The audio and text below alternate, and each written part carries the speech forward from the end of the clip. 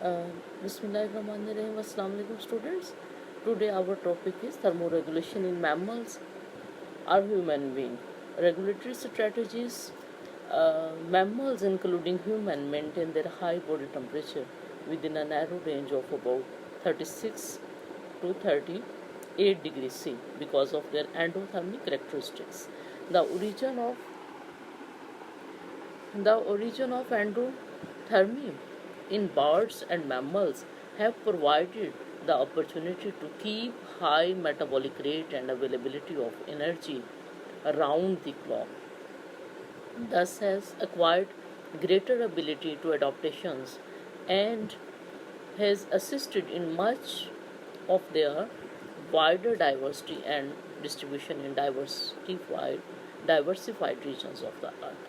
They regulate the rate of metabolic heat production, balancing it with the rate at which they gain or lose heat from the surroundings.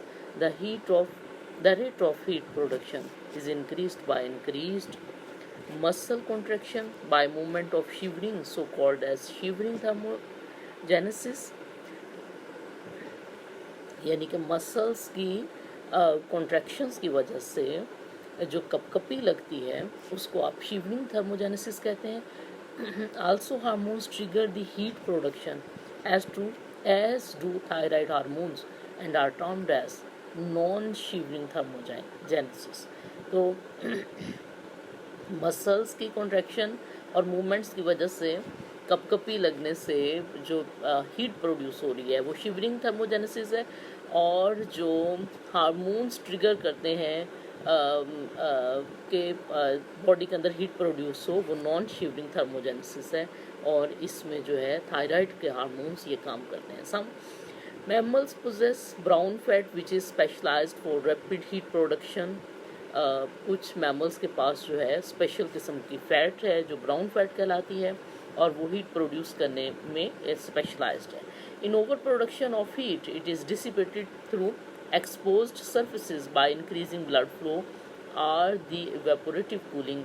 और अगर बहुत ज़्यादा heat produce हो जाए body के अंदर तो फिर वो हीट जो है वो बॉडी से बाहर निकाली जाती है, डिसिपेट की जाती है.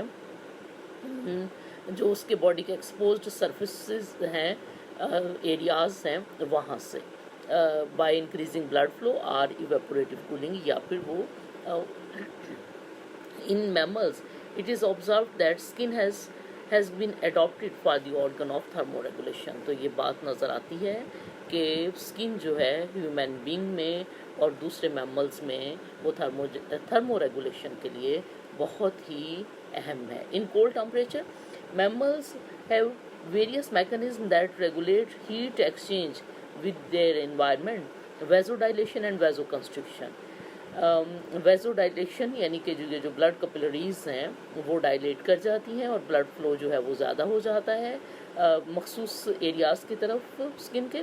और वेजो कंस्ट्रिक्शन में ये है कि ब्लड कैपिलरीज जो है वो कंस्ट्रिक्ट कर जाती हैं और ब्लड फ्लो जो है मखसूस एरियाज़ को कम हो जाता है. Effect heat exchange and may contribute to regional temperature differences within an animal.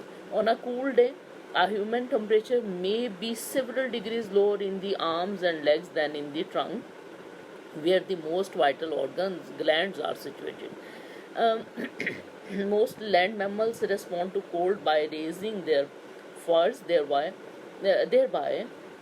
trapping the thicker layer of steel layer, and it acts as good insulator between animal skin and the surroundings.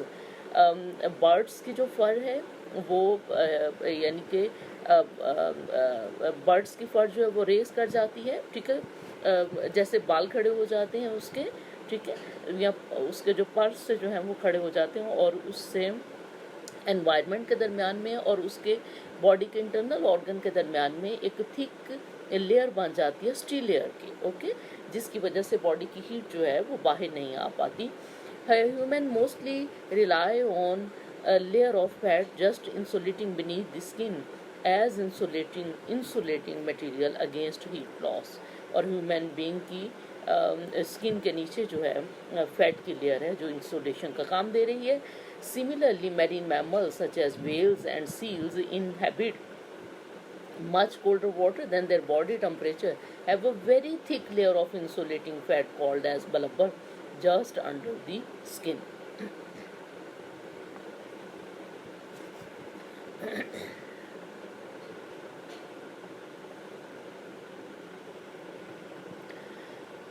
ठीक है, homeostasis जो है normal body में body temperature जो है 36.1 degree centigrade से 37.8 degree centigrade तक होता है, ठीक है। और अगर तो जो है बॉडी का टेम्परेचर जो है, अगर तो एनवायरनमेंट में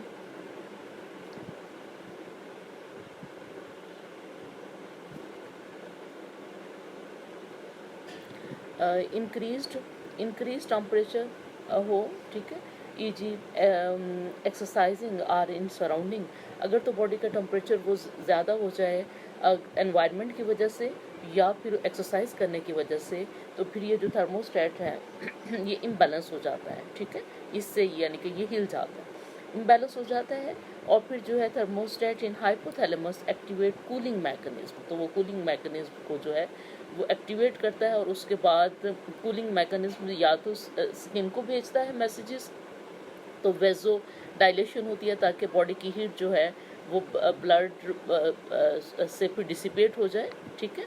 और या फिर जो है दूसरे नंबर पे जो कूलिंग मैकेनिज्म जो है वो स्वेट ग्लैंड को मैसेज आता है, ठीक है, ताकि वो एक्टिवेट हो जाएं और इवेपोरेटिव कूलिंग करें, यानी कि वो पसीना खारिज करें, ठीक है। तो इससे फिर इन दोनों ही मैकेनिज्म की वजह से बॉडी का टेम्परेचर जो है वो डिक्रीज हो जाता है, ठीक है। और thermostat shuts of cooling mechanism, okay. तो थर्मोस्टेट जो है इस तरह जो है ये यानी कि ये कूलिंग होती है और थर्मोस्टेट जो है वो शट ऑफ हो जाता है और ये बॉडी जो है ये थर्मोस्टेट जो है वो बैलेंस में आ जाता है। या तो और या फिर आप यहाँ से देखें तो अगर ऐसा स्टिमुलस है डिक्रीज्ड बॉडी टेम्परेचर, यानी कि कोल्ड एनवायरनमेंट है, बॉडी टेम्परेचर डिक्रीज हो गया है, ठीक है, तो फिर जो है कि थर्मोस्टेट जो है वो इस तरह का पैगाम भेजेगा कि जिसके ज़रिए हीट बॉडी के अंदर प्रोड्यूस हो जाए।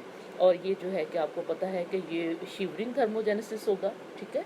या फिर जो है कि वो ब्लड की कैपिलरीज को जो पैगाम जाएगा कि वो वेजो कंस्ट्रिक्शन करें, ठीक है।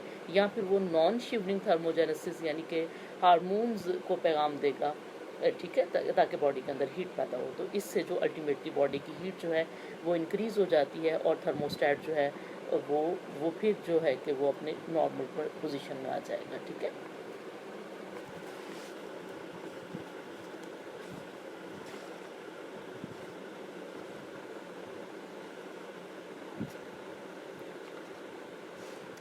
In warm temperature, marine mammals dispose of their excess heat into warm seas by a large number of blood vessels in the outer layer of the skin. This dissipates the heat from the skin surface. In terrestrial mammal, in contrast, is a mechanism of evaporative cooling. The sweat gland actively and the evaporative cooling is the one of the major temperature reducing strategies. Panting, special mechanism है, evaporative cooling है in the respiratory tract.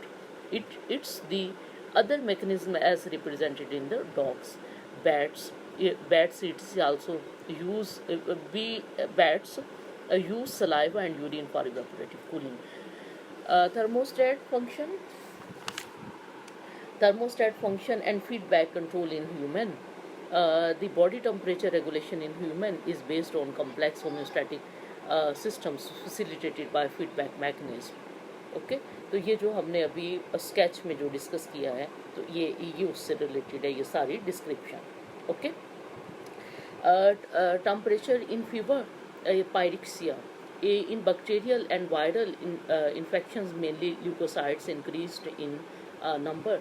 These pathogens and the blood cells produced chemicals called as pyrogens, यानी कि viral और bacterial infections के नतीजे में pyrogens जो हैं ऐसे केमिकल्स पैदा होते हैं जिनको पायरोजेंस कहते हैं। तो पायरोजेंस